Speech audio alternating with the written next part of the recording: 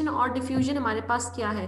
अब कम्युनिकेशन जैसे आपने बताया कि it is the process of delivering the messages, sending the messages, और it is the process of communicating like new ideas. ये क्या है हमारे पास, कम्युनिकेशन आता है कि सोर्स से रिसीवर की तरफ कोई इंफॉर्मेशन या कोई बात पहुंचती है, तो वो कम्युनिकेशन कहलाता है। ठीक है, अब डिफ्यूजन हमारे पास क्या है, डिफवा देंगे। Communication, diffusion. डिफ्यूजन हमारे पास क्या है, फैलाव, ये कैसे फैलाव हो रहा है न्यू आइडियाज का। अब इन दोनों के दरमियान में फर्क क्या है, इसमें भी कोई नई चीज, कोई बात आगे कम्युनिकेट हो रही है ना, किस तक पहुंच रही है, इसमें भी किसी के पास आगे चीज पहुंच रही है। दोनों में फर्क ये है कि कम्युनिकेशन के अंदर कोई भी आइडिया हो सकता है, कोई भी बात हो सकती है, लेकिन डिफ्यूजन के अंदर जो है वो सिर्फ क्या चीज होनी जरूरी है, डिफ्यूजन के अंदर नया आइडिया होना जरूरी है, डिफ्यूजन के अंदर नई बात आगे पहुंचना जरूरी है, डिफ्यूजन के अंदर नई चीज आगे पहुंचना जरूरी है। जबकि कम्युनिकेशन के अंदर नया, किसी चीज का नया होना जरूरी नहीं है। जैसे हम कम्युनिकेट कर रहे हैं ना, आपस में एक दूसरे से बात कर रहे हैं, लेकिन अगर मैं आपको ये मैं हम जो अभी कर रहे हैं ना, ये डिफ्यूजन है। क्यों? क्योंकि ये मैं आपको नई चीज बता रही हूँ, आपको ये चीज पहले नहीं पता थी। लेकिन हम जैसे वैसे ही आपस में बातचीत कर रहे होते हैं, एक दूसरे का हाल अहवाल पूछ रहे होते हैं, अच्छा ऐसे हो गया, ऐसे हो गया, क्लास है, वो है, इस तरह से ये लेक्चर था।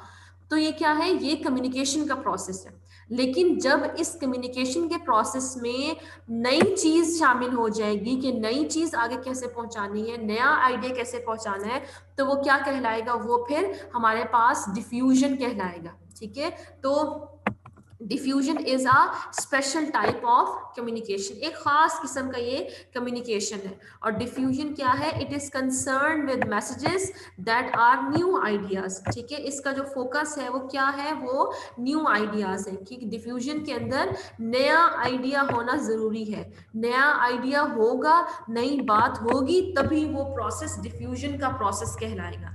अगर वो कोई नया आइडिया नहीं है, कोई नई बात नहीं है, कोई भी मैसेज है, तो वो हमारे पास क्या कहलाएगा, वो हमारे पास कहलाएगा द प्रोसेस ऑफ कम्युनिकेशन कहलाएगा। ठीक है, न्यू मैसेजेस इन डिफ्यूजन क्या है, risk for receiver is present.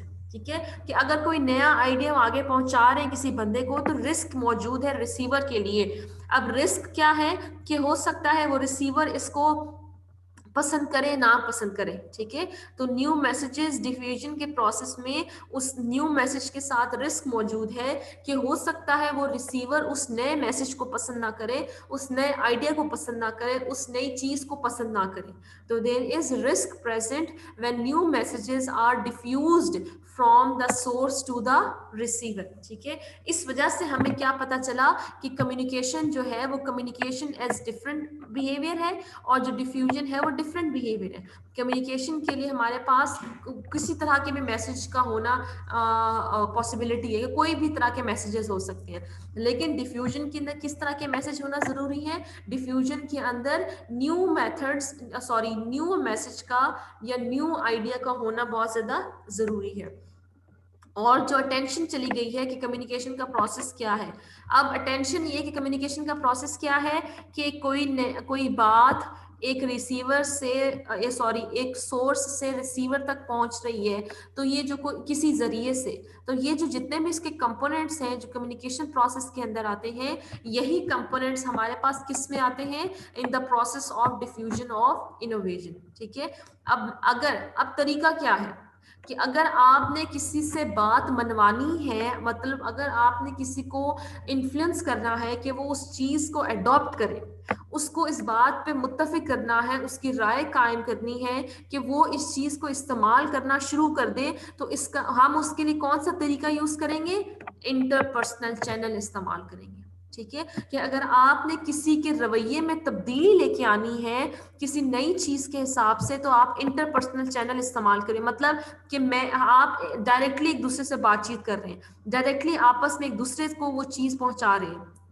लेकिन अगर एक इनोवेशन को आपस उस चीज को सिर्फ इंफॉर्मेशन देनी है, कि आपको सिर्फ पता हो कि ये चीज क्या है, सिर्फ बताने का जो मकसद है वो किस तरह पूरा हो सकता है, वो मैस मीडिया के चैनल से, कि अगर आपको किसी नए आइडिया के बारे में सिर्फ इंफॉर्मेशन देनी है, सिर्फ अवेयरनेस देनी है, सिर्फ आपको उसके बारे में शऊर देना है, तो आप क्या यूज करते हो, आप मैस मीडिया चैनल्स इस्तेमाल करते हो। मतलब आप टीवी के जरिए आपको उस नई चीज के बारे में पता चल गया, आपको एडवर्टाइजमेंट के जरिए से उस नई चीज के बारे में पता चल गया। लेकिन अगर जब आप एक दूसरे के साथ बातचीत कर रहे हैं और उस बातचीत के दौरान आपको दूसरे के चीज के बारे में पता चल रहा है, तो वो क्या करोगे आप, वो इंटरपर्सनल चैनल होगा।